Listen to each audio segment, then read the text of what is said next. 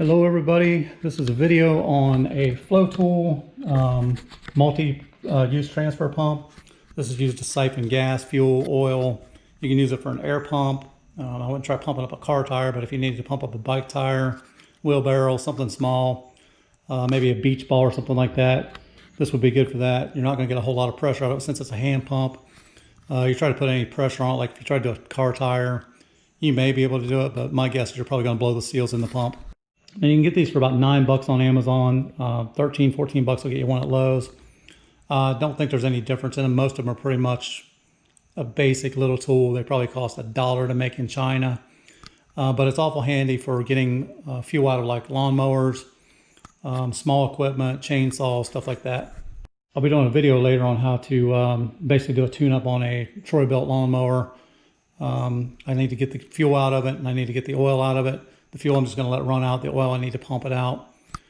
I'm also going to do a little chainsaw repair, or attempt to do a chainsaw repair. I don't know anything about chainsaws, so we're going to try to put it together. But this video is just basically going to go over the pieces that come in the box, what they're used for, and how to use it. So you have the dipstick tube, you have the air hose tube, you've got the transfer hoses, you've got the air change tool, or air, that's for your tires, couples. This connects the discharge tube to the dipstick tube, beach ball, something like that. And then you've got the pump itself. And in case you pick this up somewhere else, or you don't have the box, you threw the instructions away or something, need to know what the pieces are. That's what's in the kit.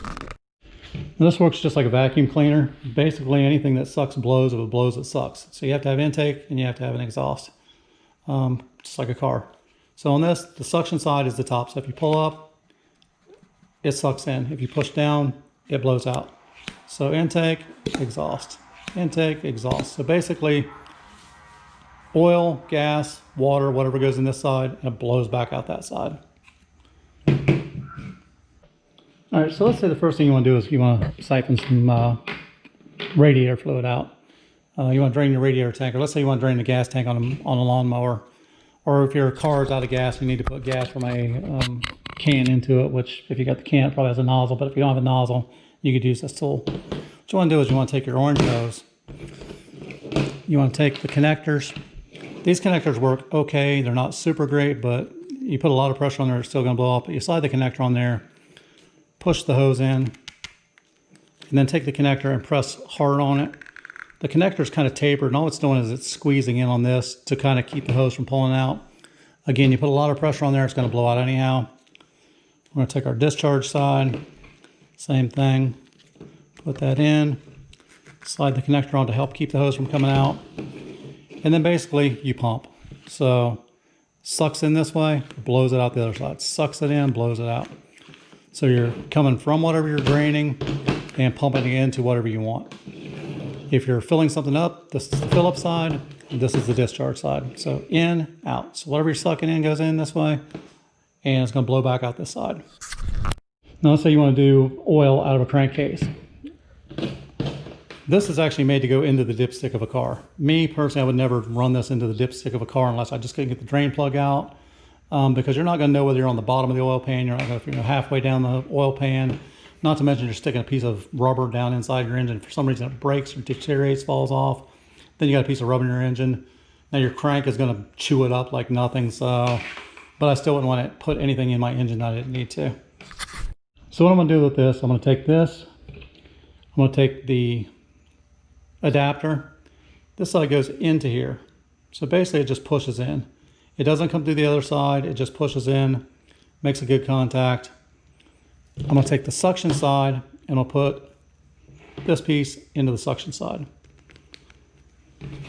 Then what you would do is stick this down in your oil tank, like again, lawnmower, weed eater, something with a small engine, you can just put it down in the bottom.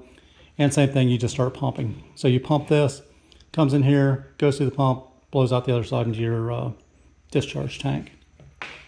Again, you can take this and feed it down your dipstick and hope that it gets down the bottom of your engine, but I just don't see how you could tell whether it was in the bottom of your engine or not. You just start pumping and hope you get some oil out of it. You don't know whether you get it all out or not unless you're measuring it.